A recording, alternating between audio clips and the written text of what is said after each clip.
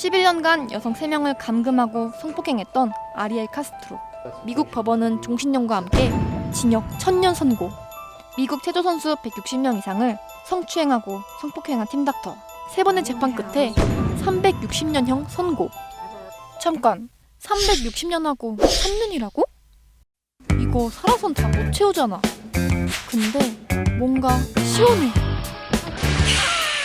뚫린다 뚫려! 11년간 10대 여성 3명을 감금하고 성폭행했던 아리엘 카스트로.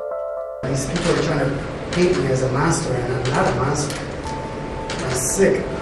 정신질환이 있다고 주장했지만 미국 법원은 종신형과 함께 징역 1000년을 선고합니다. 미국 체조 선수 160명 이상을 성추행하고 성폭행한 팀닥터 레리 나사르. There are no words that can describe the depth and breadth of how sorry I am for what has occurred. 피해자에게 용서를 빌어보지만 미국 법원은 3번의 재판 끝에 360년형 선고합니다. 1차 재판 당시 담당 판사는 나사르의 반성문을 집어 던져버리죠. You do not deserve to walk outside of a prison ever again. Sir, I'm giving you 175 years, which is 2100 months. 재판 결과를 지켜본 미 국민들은 환호합니다. SNS에는 판사를 극찬하는 글들이 쏟아졌죠.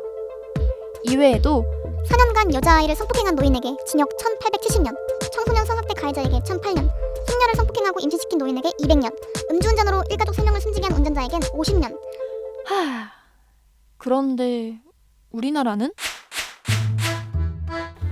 와, 답답하다. 심지어 어차피 나중에 다 경험할 텐데 라는 헛소리를 한 아동성폭행범 조두수는 12년의 형을 마치고 올해 12월 출소를 눈앞에 두고 있죠.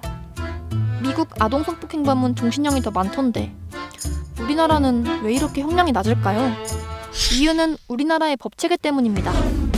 미국은 영미법을, 우리나라는 일본의 영향을 받아 대륙법 체계를 따르는데요.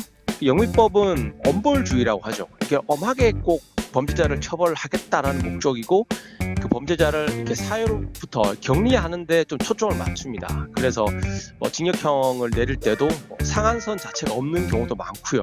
거기에 반해서 대륙법은 이게 그 범죄자 인권도 좀 존중받아야 된다. 그래서 그 범죄자도 처벌이 능사가 아니라 교화시키는데 좀 초점을 둡니다. 그래서 징역형에 있어서도 조금 그 상한선이 있고요.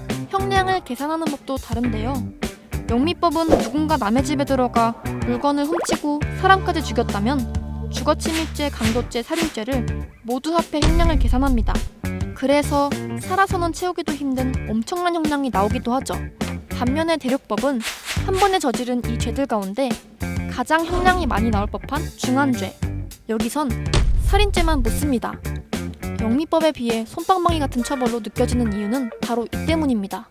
서로 다른 가치관이거든요. 그래서 어느 제도가 더 낫다 이렇게 볼 수는 없을 것 같은데 요즘에는 또 워낙 또 인권을 워낙 막 해치는 그런 강력한 좀 범죄들이 나오면서 우리도 이런 미국처럼 100년, 200년 이런 형을 내려야 되는 게 아니냐 이런 의견들이 많이 나오고 있거든요. 그러니까 무조건 길게 징역형을 내리는 게 능사는 아닌 게요. 만약에 간단한 범죄를 해도 길게 이제 형량을 받으면 이런 장기수들이 출소 이후에 사회 적응을 못해서 다시 또 재범을 하는 경우도 되게 많거든요. 그래서 실제 영미법 같은 경우에도 재범률이 좀 높은 편이고요. 어느 게 낫다 말하긴 어렵지만 약한 형량에 국민의 분노가 계속된다면 변화가 필요한 건 아닐까요?